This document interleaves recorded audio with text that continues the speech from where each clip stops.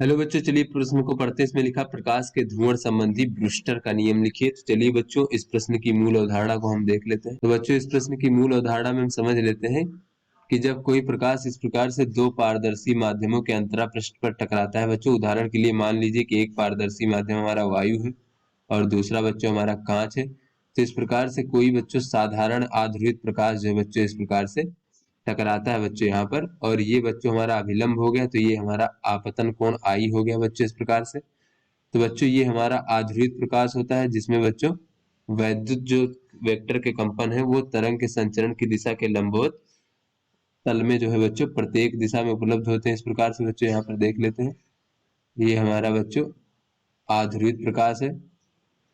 तो बच्चों जब ये टकराता है अंतरा पृष्ठ पर बच्चों, तो इसका कुछ भाग जो है इस प्रकार से परावर्तित हो जाता है तथा कुछ भाग जो है इस प्रकार से अपवर्तित हो जाता है बच्चों। तो यहाँ पर बच्चों ये जो परावर्तित हो जाता है बच्चों इस प्रकार से, यहाँ पर देख लेते हैं परावर्तित किरण, और बच्चों ये हमारा क्या है, ये अपवर्तित किरण है।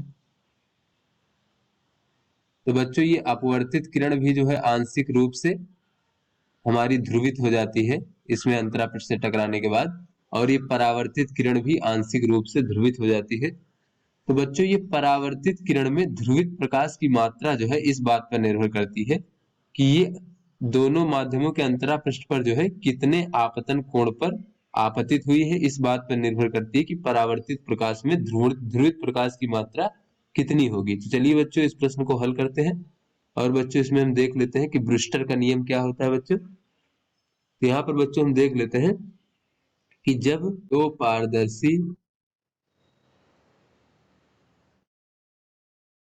माध्यमों के अंतरा पृष्ठ पर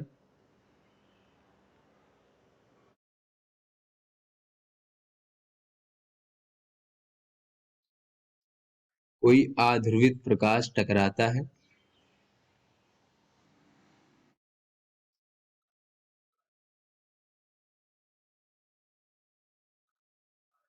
तो बच्चों ऐसे में परावर्तित जो हमारी बच्चों परावर्तित किरण होती है बच्चों, और अपवर्तित किरण भी आंशिक रूप से ध्रुवित हो जाती है, रूप से ध्रुवित हो जाती है।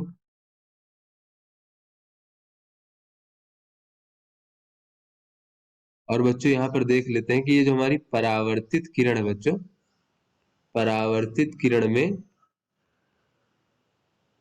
ध्रुवित प्रकाश की मात्रा जो है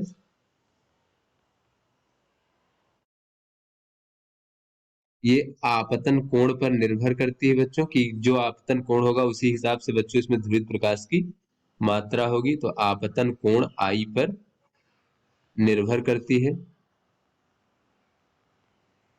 तो यहाँ पर बच्चों बुस्टर ने पता लगाया सर्वप्रथम कि एक विशेष आपतन कोण पर जो है बच्चों, एक विशेष आपतन कोण पर आपतित जो अध्रुवित प्रकाश होता है बच्चों,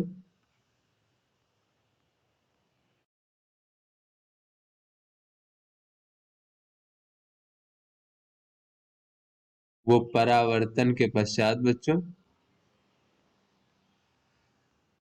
पूर्णतया ध्रुवित हो जाती है। यानी जो परावर्तित किरण होती है पूर्णतया ध्रुवित प्रकाश बन जाता है बच्चों। और इस जो विशेष आपतन कोण है, इस विशेष आपतन कोण को ही ध्रुवण कोण या फिर बच्चों ब्रूस्टर कोण भी कहते हैं। आपतन कोण को ध्रुवण कोण, इसको बच्चों हम आईपी से प्रदर्शित करते हैं, अथवा बच्चों ब्रूस्टर कोण भी कहते हैं इसको। और बच्चों अगर हम ये विशेष आपतन कोण का मान देखें बच्चों, आईपी का मान कितना होता है बच्चों, तो ये आईपी बराबर होता है tan इनवर्स म्यू, जहां पे म्यू क्या है बच्चों, ये दूसरे माध्यम का अपवर्तनांक है पहले माध्यम के सापेक्ष। तो इस प्रकार से बच्चों ये जो हमारा ये आईपी का जो बच्चों जो मान होता है, इसे सर्वप्रथम ब्रूस्टर ने बताया था और यही जो है ब्रूस्टर का नियम कहलाता है।